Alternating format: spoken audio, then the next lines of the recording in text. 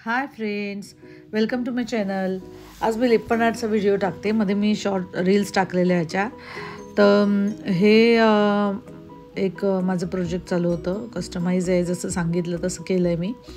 आणि हे करताना म्हणजे हे तुम्हाला सगळं दाखवते मी. हे आधी MDF बोर्डवर केलेलं आहे आणि पावसाळी वातावरण आहे, त्यामुळे त्याला फंगस आलं. गणपती वगैरे होतं तर करता नाही आलं मला. त्याला फंगस आलं. फंगसचं आलं की कसं करायचं त्याचे पण मी शॉर्ट्स काढलेले आहेत, छोट्या व्हिडिओ. तर ते आपण मऊ फडक्याने किंवा टिश्यू पेपरने पुसून घ्यायचं, स्वच्छ एकदम सुक्या फडक्यानेच पुसायचं. आणि जर आपलं वर्क पूर्ण असेल आणि त्याच्यावर म्हणजे मिरर वगैरे लावून झाले असतील आणि वर्क पूर्ण असेल, कलर वगैरे आणि फंगस आला, तर सुक्या स्वच्छ ब्रशने आपण ते साफ करावं. घाबरून जायची गरज नसते, कारण पावसाळी वातावरणात बरेचदा MDF बोर्डवर फंगस येतं. तर हे आधी मी क्ले वर्क करून घेतलं आणि आता मला ते फुल पांढरंच आहे, फक्त मोराचा कलर वेगळा आहे. तर हे आता मी पूर्ण व्हाईट कलर करून घेतला आहे. आणि व्हाईट कलर झाल्यावर आता हे मोरांना आधी मी कलर लावणार आहे. पानांना लावून घेतला आहे, मोरांना लावणार आहे. कलर पूर्ण झाल्यावर मी ह्याला वॉर्निश लावणार आहे आणि वॉर्निश लावल्यानंतर फायनल मी काचा लावणार आहे, मिरर्स लावणार आहे. तर हे असं सुंदर वर्क दिसतंय. आता हे वर्क पूर्ण झाल्यावर मी आता वॉर्निश लावणार आहे. कलर झाल्यावर वॉर्निश लावायचा. वॉर्निश कधीतरी आपला आधी लावून झालं, म्हणजे मिरर लावल्यानंतर वॉर्निश लावलं तर मिरर हे स्पिरिटच्या मऊ कापडाने स्पिरिट घेऊन पुसायचे, मिरर साफ होतात. पण आधीच आपण वॉर्निश लावायचं, मिररचं वर्क नंतर करायचं. तर हे वॉर्निश लावायचं. हे लावायचं कसं, थेंब थेंब टाकायचं आणि सावकाश सुखा स्वच्छ ब्रश घ्यायचा.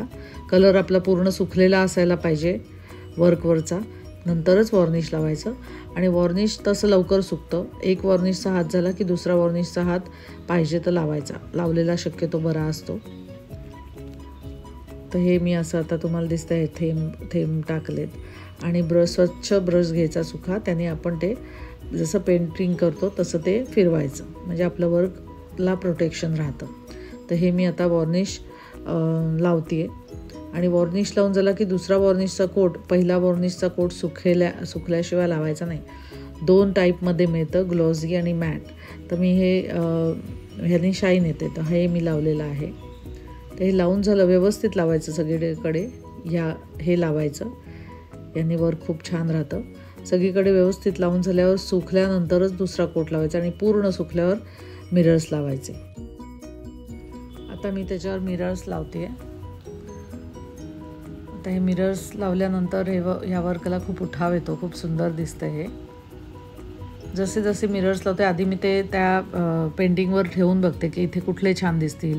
2-4 प्रकारचे मिरर्स ठेवून बघते, त्याचा आकार ठेवून बघते की तिरकं लावावे की सरळ लाईन लावावी की गोलाकार लावावे. ते मी 3-4 ठिकाणी ठेवून बघते. आणि जसं बघा, आता लेफ्ट साईडला मी गोल गोल पण ठेवलेत असे. तर ते ठेवल्यानंतर जे छान दिसेल ते मी फायनल करते. थोडासा वेळ जातो आपल्याला ठरवायला वगैरे, पण ते मग वर्क खूप सुंदर दिसतं. तर आता मी हे पूर्ण झाल्यावर त्याचा फायनल लुक तुम्हाला दाखवते. तुम्हाला आजचा माझा व्हिडिओ कसा वाटला जरूर सांगा. माझा व्हिडिओ फर्स्ट टाईम बघत असाल तर चॅनल सबस्क्राईब करा, व्हिडिओ लाईक करा, शेअर करा. आणि कसं माझं हे लिप्पन आर्ट तुम्हाला वाटलं, त्याचं कलर कॉम्बिनेशन किंवा कसं वाटलं ते नक्की सांगा. Thanks for watching my video.